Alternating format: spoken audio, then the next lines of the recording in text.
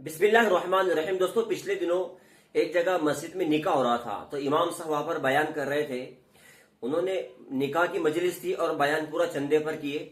کہ آپ چندہ دیں گے تو کتنا آپ کو ثواب ملے گا۔ حالانکہ مسجد بہت ماشاءاللہ تھی، اے سی وہاں پر لگے ہوئے تھے، قالین بچھا ہوا تھا، سب کچھ تھا، مگر چندہ پورا بیان ان کا چندے پر ہوا اور لوگوں سے انہوں نے چندہ وصول کیے۔ جب انہوں نے دعا کیے تو انہوں نے دعا میں ایک عجیب بات کہی دی۔ حالانکہ یہ تھوڑا سا لوگوں کے درمیان میں ہوتی ہے بات، لیکن جب ایک مسجد کے امام صاحب اس طریقے سے بات کر رہے تھے تو مجھے بھی اس پر بہت عجیب لگا۔ پھر میں نے اس کے لیے قرآن کریم کی تفسیر کھولا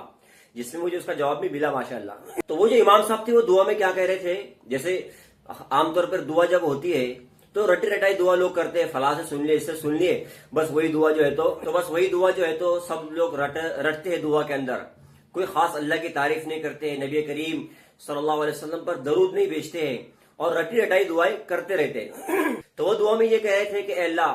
اے میاں بیوی میں ایسی محبت عطا فرما جیسے حضرت فاطمہ الزہرا رضی اللہ تعالی عنہا اور حضرت علی رضی اللہ تعالیٰ عنہ کے درمیان تھی، ایسی محبت فرما جیسے حضرت آدم اور حوا علیہ السلام کے درمیان تھی۔ یہ کہتے کہتے انہوں نے کہا کہ ایسی محبت عطا فرما جیسے حضرت یوسف اور زلیخا کے درمیان تھی۔ تو میں تھوڑا سا شوق ہو گیا کہ یار ایسا میں نے تو سنا نہیں کہ ان کا نکاح بھی ہوا ہوگا اور شادی بھی ہوئی ہوگی۔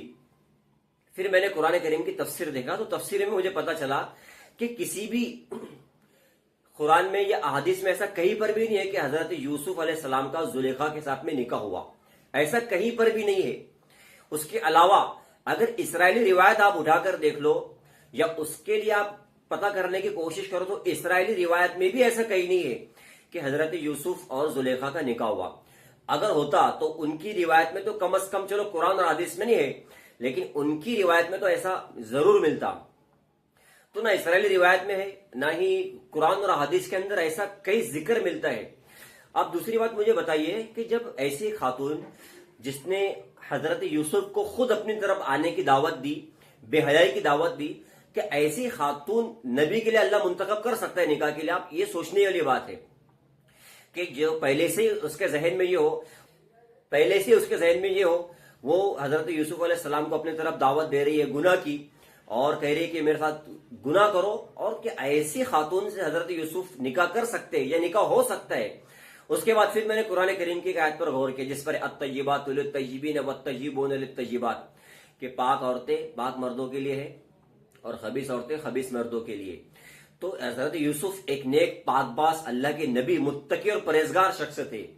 تو ایسے شخص کے لیے کیسے عورت کا نکاح ہو سکتا ہے یہ آپ خود اندازہ لگائیں۔